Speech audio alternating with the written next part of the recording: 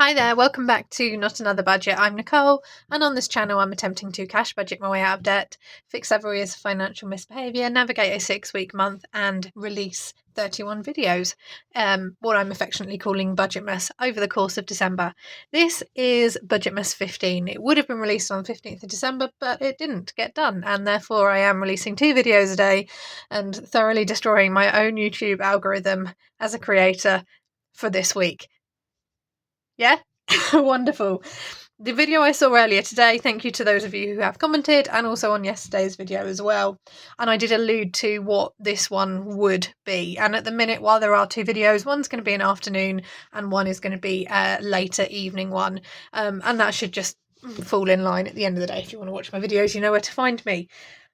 This is a lovely little video. I did enjoy this. I did this last year and I thought I would bring it back and look at how things are different.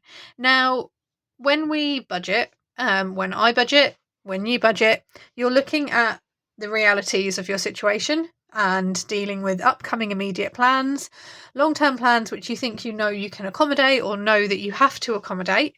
But we don't really look at things from a dreaming based basis, and not dreaming as in you're falling asleep. I'm talking dreaming as in, if I had in a theoretical situation the ideal world, what would I have for this? What would I have in this savings pot? What if money was no object? What would I stick in a savings pot here? And I want to clarify that the figures I'm about to show you are just exactly that. Dreams and wishes based on an ideal scenario, which I am not striving to hit at all. I think I would need to win a significant amount of money to be able to do that. But sometimes it is good just to give yourself a little bit of positivity and a little bit of maybe I can get to some of it, or maybe I can get to 10%, or that would be really good. How do I get there? So this is not based on my current financial situation at all.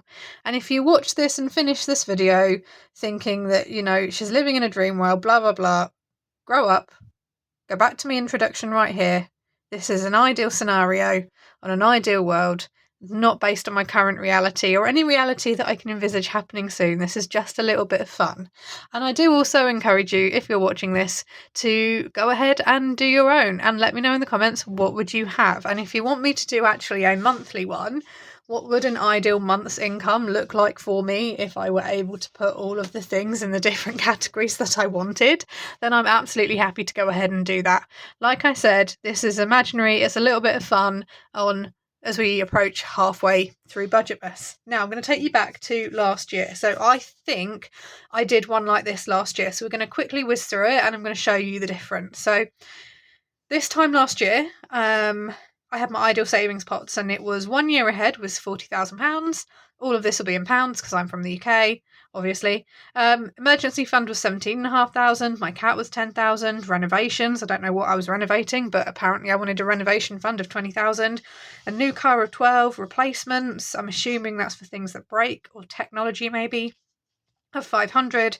What I affectionately call crazy spending, because I am a spender, of 5,000. A big or a main holiday, we're talking that big international trip where you go all out, first class seats and everything on the planes and stuff, and really nice hotels and all of the experiences, 20,000 for that. And then a mini break fund, just one mini break fund of 2,500. Annual insurances of 2,000, hobbies of 2,000, outings, concerts, etc. of 4,000, collectibles of 5,000, because yes, I am a collectible person, and a professional development of 10,000. So that's where I sat. I believe it was this time last year. I could be slightly wrong on that, but this is definitely over a year old. So what does it look like this year? How smooth that transition was. Okay, so what have I gone ahead and done? Well, my 1 year ahead is still there. It's £50,000. But I also want a house deposit of 100,000, and I would like to buy the house I live in, which I rent currently. An emergency fund of 25,000, and the 1 year ahead basically means that I could live on an assumed income of £50,000. Don't want too much. Cat has been bumped up to 15,000. New car has been bumped up to 20,000. That's because the second-hand market is mad. And I would still buy, despite this ideal dream world scenario, I'd still buy a car second-hand. Why would I buy something which depreciates as an asset as soon as I drive it away from, like, the seller? No, thank you. Motorhome/van conversion, 100,000, because of course that needs to be the same price as my house deposit. I'd have a big holiday, that's that big main international trip of 25,000, and then I'd have a city break pot of 5,000 that I could just draw on and be impulsive. I'd have a decor/renovation of £20,000, so relatively small, things considered. Might get me a new kitchen in today's market, you never know. Collectibles, we've still got to stick with those collectibles, guys, and that is 10,000 as well. Christmas/gifting, I'd like a £3,000 pot just to sit there and I can actually buy presents for people that I don't normally buy presents for. A mad shopping trip, which I've put in little bunny rabbit ears, of £10,000 because I am a spender and I want like a Pretty Woman moment where I walk up to the Chanel makeup counter, other makeup brands are available, and buy the whole lot. Shopping/prepping, that's prepping based shopping. If I want a jackery, all singing or dancing at £2,500, I want a pot to draw from. So that's other solar things are available. £5,000 there. And then finally courses/training, £10,000. And that can be on anything, short courses, if I want to do my Mountain Leader Award, which I haven't yet done, all of that. So in terms of what's different, there's quite a bit that is different this year. And I think I'm going to come back to this year on year because I like seeing this. I think certainly there was no house deposit in this year. The renovation is therefore pretty pointless without it. The cat has bumped up, but obviously that's reflective very much by the cat.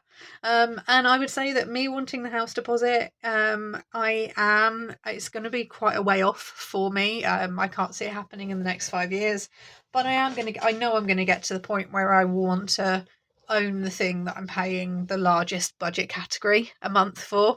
And if like mortgage rates are pretty similar to what I'm paying in rent as it is, then fine. New car, and that was probably because I'd probably go for a different type of new car, I think, than when I wrote this down. And motorhome/van conversion is something I would love to either have or do. Big holiday, well, I mean, costs have gone up, guys, so therefore that needs to go up. And again, with the city break part, fairly self-explanatory. Decor/renovation, probably should put that higher, but I feel like, I'm not someone who needs new, and I'm quite crafty and I like building things. And in this ideal world scenario, that would still apply. Why would I, necessarily pay for something brand new when I can get it cheaper secondhand? A mad shopping trip because I am a spender, so that's always going to be on there. And with Christmas and gifting, I am a bit chronic for forgetting birthdays, forgetting important dates, for forgetting things like that. And it would be nice to just be able to partake in them. Shopping and prepping. Prepping is something I do really want to have a look at this coming year. There is going to be, I need to try and feed it in somehow, but I don't know how. And because I'm at the very early stages of working that out, it's not something I'm ready to discuss the hows, whys and wherefores yet. And then courses and training. I think that, I know that there's more courses and training I want to do as relates to the great outdoors. There were so many and although I'm not in that field anymore, there were so many costume courses and making courses, which I never got the opportunity to take, which I would still love to take and do.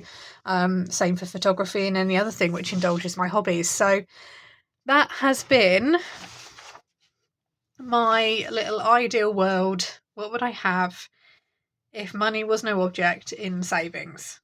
If you want me to do what does an ideal month look like, then let me know and I will see if I wanted to live according to my desires rather than within my means, as I currently have to.